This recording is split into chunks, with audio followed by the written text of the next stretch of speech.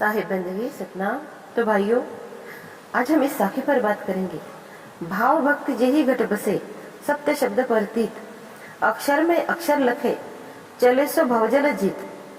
जिस खोजी जिज्ञासु की आत्मा में भक्ति भाव रूपी विश्वास का वास है, साथ ही जिसे सदगुरु के द्वारा वर्णित उपरोक्त ज्ञान ध्यान रूपी शब्दों पर आस्था है, ऐसे साधक ही अपनी आत्मा के अंतर्गत प्रवाहित हृदय में ज्ञान और ध्यान से सदगुरु द्वारा बताए हुए मार्ग को जानने की प्रबल इच्छा रखता है। वह इस भेद को जानकर जन्म मरण रूपी कुचक्र से छुटकारा पा लेता है। तो हमें सदगुरु की हर चीज पर जिन्होंने हमें सत्य का ज्ञान दिया है, जिस ज्ञान को सुनकर हम ठहर गए हैं, जिस ज्ञान को सुनकर हमें पूर्णता मिल रही है, उस सत्य सदगुरु के ज्ञान पर हमें अटल रहकर जन्म मरण रूपी कुचक्र से छुटकारा प्राप्त कर लेना ही होगा। अक्षर सुने जो धुनि लौ लाए, स्थिर होए अक्षर मिल जाए। ज्ञानी होए जो अक्षर जाना, अक्षर माही खसम पहचाना।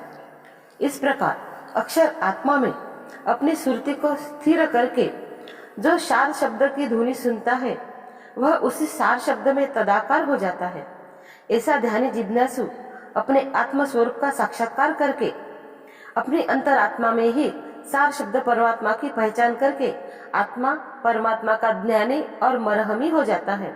तो उसे अपने आत्मा के अंदर बसे परमात्मा को अपने शब्द, जैसे हम शब्द और वो शब्द, जब वह साधना करता है और हम जैसे शब्द में और आत्मा में, जैसे शब्द में और परमात्मा में जब एकाकारता एक रूपता वह देखता है, तो वह ज्ञानी और मरहमी हो जाता है। शब्द सुरती अक्षर मिले, रूप वर्ण है एक, कहे कबीर भवसागर तरे नी अक्षर की टेक। ऐसे मरहमी ज्ञानी की सुरती की क्या दशा होती है, इसका वर्णन सदगुरु कबीर महाराज जी कर रहे हैं। ध्यानी की सुरती अक्षर आत्मा में जो शब्द रूप है मिलकर स्वरूप एवं वर्ण से एकाकार हो जाती है, अर्थात नाम और रूप दोनों ही एक दूसरे से मिलकर तदाकार हो जाते हैं। और ऐसा ध्यानी निरक्षर सार शब्द परमात्मा को ही प्राप्त करके जन्म और मरण के भवबंधन से छूट जाता है।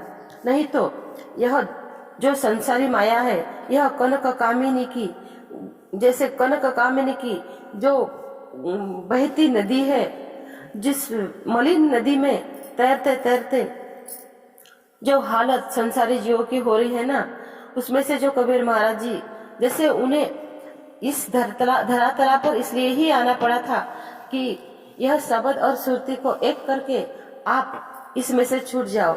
यह जो कर्म फास है ना, यह कितने ही हम प्रयत्न करेंगे तो नहीं छूटने वाला। साकी शब्द गुरु बहुत सुना, मिटान मन का दाग, संगति से सुधरा नहीं ताको बड़ा अभाग। अब इतना सब कहने के बाद, इतना सब ज्ञान मिलने के बाद भी और संगत भी मिली, साधना का पता भी चला, तो भी हम नहीं सुधरे, तो उसके जैसा अभागा कोई नहीं है।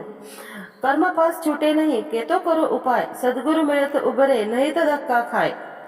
सृष्टि के आरंभ में सब जीव अव्यक्ति रूप में सार शब्द सत्य नाम में ही समाये हुए थे, लेकिन जब से हमारी सुरती एक आत्मा जैसे अधोमुखी हुई, तब तो अलग अलग भूमिका के रूप में प्रकट हो गई और सभी सृष्टि स्वभाव अनुकाल अहंकार तथा माया के आवरण से नाना प्रकार के कर्मों में लिप्त होकर अपने कर्मों के अलग अलग फल भोगने के लिए बाध्य हो गई। लेकिन जैसे कि जो भी कर्म हम करते हैं, उसके माफी की ही हमें शरीर मिलता है। जो जिस पिछले शरीर में हमने जो भी कर्म किए हैं, उसे भोगने के लिए ही हमें नया शरीर मिलता है। तो यह जो मानव शरीर मिला है, इस शरीर में ही हम हमारा काम कर सकते हैं। जैसे हम स्वर्ग में भी जाएंगे तो वहां तो सिर्फ हमें किए हुए हमारे पुण्य के अनुसार ही हमें, जैसे हमने किए हुए पुण्य के अनुसार ही हमें वहां पे जो भी उनका मतलब कि जहाँ उनकी जो व्यवस्था होती है, उस व्यवस्था के अनुसार ही हमें भोगना होगा। लेकिन कहते हैं कि ब्रह्मा विष्णु शिव जी तरसे मानव तन को, रोक सके तो रोक ले पापी चंचल मन को।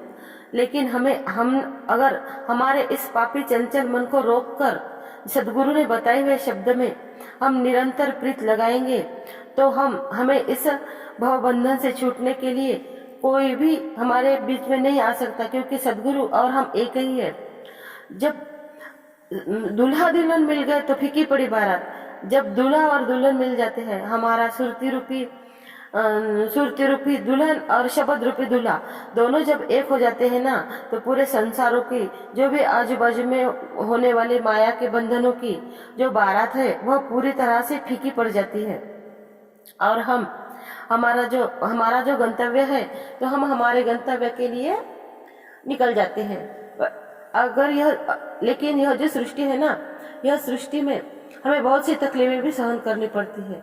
जैसे खुद पृथ्वी सहन करती है, काट कूट जंगल सहता है और कठोर वचन संत सहते हैं, दूसरे नहीं सह सकते। इस तरह हमें भी यह जो काल माया की दुनिया है ना, इसमें किसी भी बात पर या किसी भी आजू बाजू के इसमें ख्याल न दे करके हमें हमारे शब्द में ही ध्यान रखना है और हमें हमारा शब्द ही प्रकट करना है।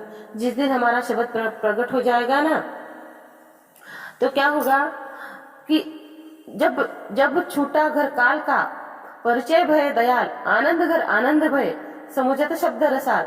जब हमें यह बात पता चल जाएगी कि वह शब्द रूप जब हम हो जाएंगे ना, तो आनंद घर आनंद भय, वह आनंद और हमारा अंदर का आनंद जब एक हो जाएंगे, तो बाकी की जो झंझटों है इन सब से हम हमेशा हमेशा के लिए मुक्त हो जाएंगे।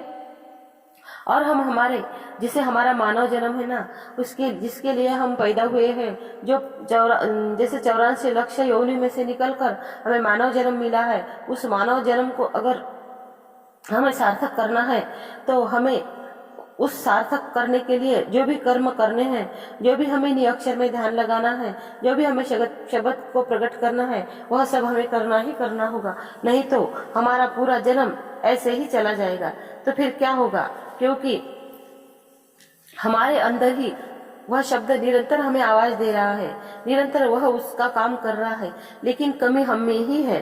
क्योंकि हम ही जैसे त्रिभुवन की जो बातें हैं, त्रिभुवन में जो भी हम देख रहे हैं उसमें हम फंस चुके हैं।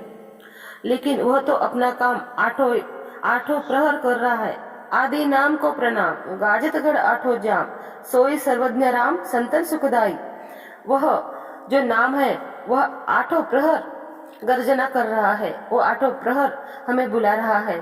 लेकिन हम जो है ना, हमारे अंदर की हमें जो कमी है, वह कमी को हमें दूर करना होगा और हमें निरंतर उस शब्द में रमना होगा। और उस शब्द में रमने के बाद जिसकी हमें चाह थी मानव जन्म में रह करके, वह हमारी चाह पूर्ण हो जाएगी और हम पूर्णता को प्राप्त हो जाएगी। हमारे अंदर अक्षरमाई खसम पहचान, वह अक्षर में खसम कहाँ है उसको हम पहचान लेंगे। वह निरक्षर की टेक कैसी है उसे हम जान लेंगे। और हम यह जो भवजल की जो जल जीत है ना, उसे हम जीत लेंगे। हमारी नाव हम पार कर लेंगे और हम शब्द की नाव में बैठ करके उस शब्द रूपी सागर में हम समा जाएंगे। साहिब बंदगी सतनाम।